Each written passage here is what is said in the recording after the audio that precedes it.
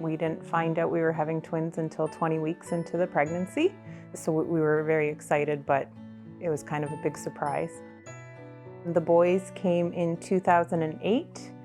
They spent 4 weeks and 1 day in the NICU because they were born a little bit early at 34 weeks. When we got to bring them home, it was mad chaos for quite a number of months until they were sleeping through the night. When they were first born, they were very healthy. Everything looked like they were healthy, growing boys.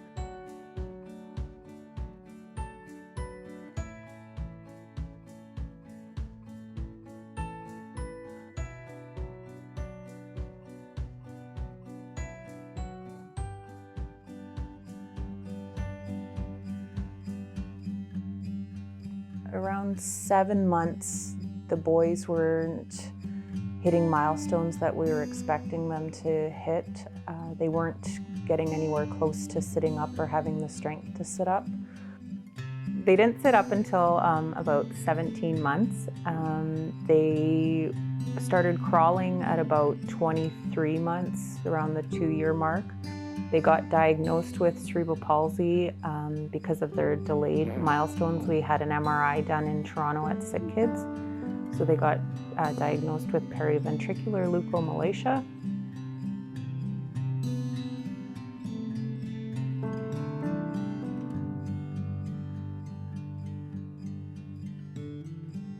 What was encouraging to know about their diagnosis was that their condition was considered static, meaning that it wouldn't worsen as time went on.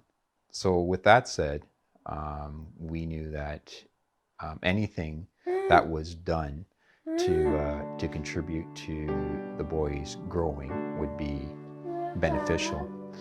So from the earliest onset, we used that, and through effort and hard work, the boys could overcome a lot of those earlier challenges. And the biggest one for us was through mobility. We got their walkers right around their 4th birthday for them because we were pretty set on pushing the limits and getting them to walk. We spent a lot of evenings at Bellevue Park.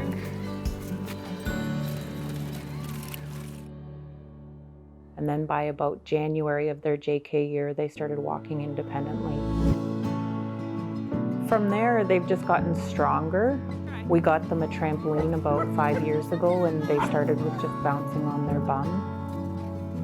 And now they can do stand-sit jumps. They weren't able to walk up the stairs independently before, and now,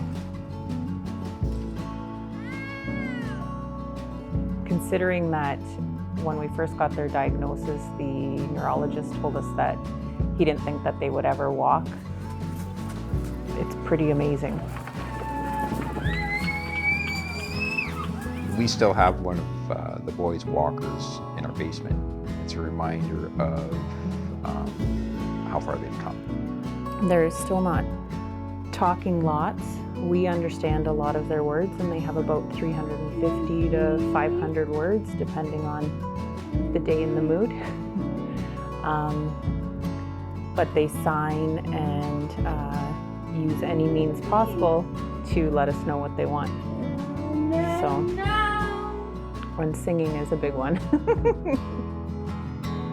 The boys have always been so well received and so accepted by their peers, the teachers, you name it. They have really embraced the boys from the time that they came into the school system. And to get that feedback from other parents about, oh, you know, I saw Drew and Dean today, and man, they've come so far. Or to hear their educational assistant talk so highly about their achievements on a daily basis, and she goes out of her way to really celebrate those achievements. It's pretty amazing to see where they've come to. The Two of them have overcome a lot. Being outside and feeling comfortable playing, they've overcome their fears of the unevenness of the ground. They used to cling to me at recesses. When I first started working with them, they didn't want to branch out. Now you can't keep them near you. They're running, they're jumping, they're playing, they're climbing. These are all things that they were afraid to do when I started working with them. Their language is coming along. Drew likes sign language, so I've been teaching myself along the way. Anything that interests him, I'm trying to find the signs for it, because he's trying to read words and he's actually doing it, so that makes me very proud. When Dean wrote his number 1 for the first time, and then his number 2, I was just like, oh my God, you know, like, I gotta get pictures of this, I gotta show people, I've gotta, you know. Like, I can remember the first time that he knew what CAICCO spelt. I put it down in front of him, I signed the letters, and he said, Coco. They called their teacher, Tracy Kaiko, Coco, which makes me so very happy. Sorry. My name's Tracy Kaiko. I am their teacher in the grade 4-5 classroom. Communication, I just think that's the biggest thing, because that's your connection to everything. Where I see them now and how well they communicate with others and how far they have come in that, it's unbelievable. It just amazes me. Dean and Drew came to Grandview 2012. I arrived in 2013. When they first arrived, since they have cerebral palsy, they had some difficulty with walking. And then they started to be able to climb steps on the bus all by themselves. They were able to participate in gym class by themselves independently. Their language and their understanding of language has improved immensely over the last 6 years. They both are remarkable kids. They come to school every day happy and ready to learn, which is exciting because we see growth every day. At the end of the day, we have our custodian, Mr. Smith. They wait daily to meet him in the halls and help him out. It's part of their routine, I guess, you know. Dean, he takes the cart. If Drew tries to grab the cart, no. BJ tries to help him steer it, pushes her hands off too, so that's his activity. Drew helps me with the mop bucket, and he doesn't want you to help, he wants to do it himself. It's really wonderful to see how they progress from when I first started. It was only 2 years, but it's just amazing how far they've come. We have a number of students with physical and mental needs at the school. So CLA has always been there to support those students. They're there financially, through therapy, through support for the family. And we're just one of the partners that we want to support them and they support us. So it's that communication, the opportunity to share resources and the opportunity to learn from each other is going to help the children. So we've seen the support that Dean and Drew have received, and I think it's a wonderful thing that we are able to have that partnership together. My name is Heather Hicks. I'm a Director of Supports and Services at Community Living Algoma. So we support children across the district and within the city of Sault Ste. Marie at all our local school boards, and we work closely with our partners around developing individual education plans and how to develop support strategies for those children to learn and grow in those school environments. So we like to start off with our children's services. 10 years ago, actually, we developed a children's service framework where we really focus on empowering and strengthening family. And we want to work with families to create a vision for their child, much like the Rendells have for Dean and Drew. And that's where it starts. So if a family sees the need for their child to be part of, to belong, to be associated with other children, not just children with disabilities, that's really the foundation of our work. And then we carry that forward as people age. So we have people who volunteer in the community. We support people to be employed in the community. We support people to live where they want to live, with who they want to live with in community-based settings. And that's really what the community living movement is all about. But the important point in all of that is that it started with families much like Drew and Dean's.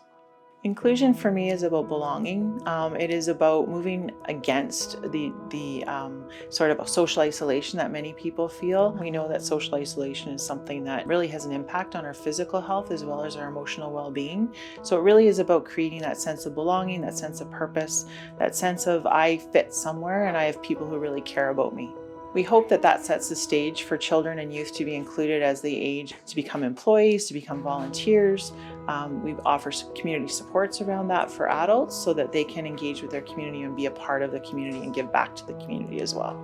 So if we can create those connections for children early, those are connections that'll carry them through their life. They have always gone out of their way to extend themselves to our boys. So as a parent, that's comforting. They just make it almost effortless in how they include the boys in everything. On field trips, they never exclude the boys. They always make sure that all of the pieces that are needed to support the boys are in place. The school has on occasion pushed us out of our comfort zone into doing things that we necessarily wouldn't have even considered for the boys. So we were asked if the boys could join the Glee Club. The teacher that ran the Glee Club, she recognized that they had a strength and love for music. So she said, hey, listen, they're going to join the Glee Club. So they sang at the Greyhound game twice now.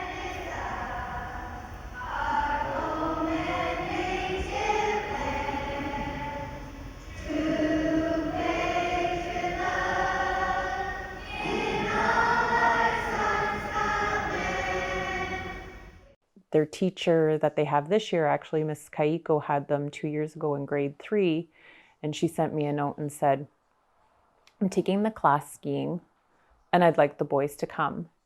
Jeff and we kind of froze when we got the note, and I said, I don't know if I can do it. She said, no, we're going to set it up with the adaptive ski program, and I'm going to push you out of your box. The boys are coming skiing.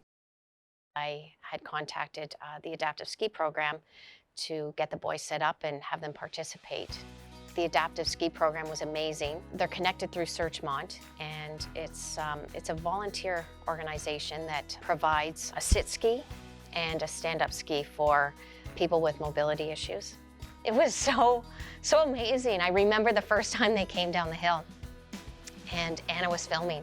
We were all standing there and we were just like in tears because it was such a beautiful thing to see.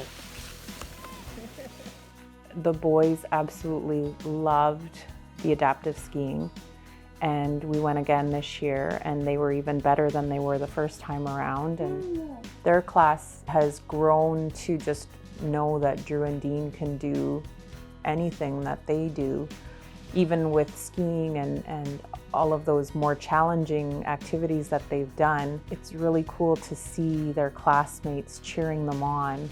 They're just part of the group, no questions asked. The other kids are very accepting of Dean and Drew, very accepting of them. And Dean and Drew love to interact with their classmates. They're two happy boys that will say hi to everybody, and everybody has their own connection with Dean and Drew. So you see different children interacting with them and always wanting to make them part of what's happening outside. They're just kids.